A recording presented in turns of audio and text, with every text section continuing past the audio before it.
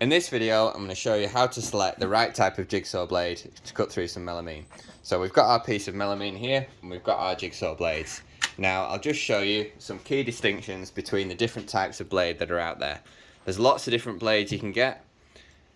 Some will say that they're specific for melamine, but really that's all a marketing ploy, and any traditional wood cutting jigsaw blade will cut through melamine equally as well, and probably be even cheaper. So the first thing you need to look at when choosing a jigsaw blade is the depth of these teeth. So we've got the Bosch T101B. It's got quite fine teeth there, so it'll leave a nice cleaner cut along the top edge. Now if we choose a deeper toothed jigsaw blade with a large gullet, this will cut through your melamine a lot quicker, but it also means there'll be slightly more tear out along the top edge.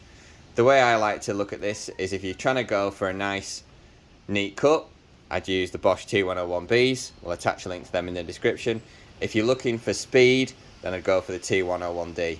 Now to solve the problem of tear out, what I always like to do is cut my melamine from the underside using one of these more aggressive blades. I use these every day at work, so I'm familiar with these, but if you're just getting started cutting melamine, I'd recommend a T101B with slightly finer tooth, as it's a lot more forgiving.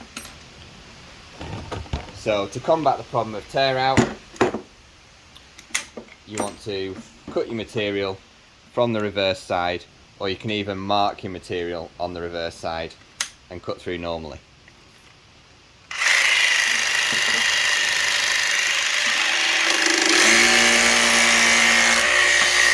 So as you can see, even though we've used a more aggressive Bosch T101D jigsaw blade, it's still left us with a nice clean cut on top of our melamine, and our spelched edge is now at the bottom.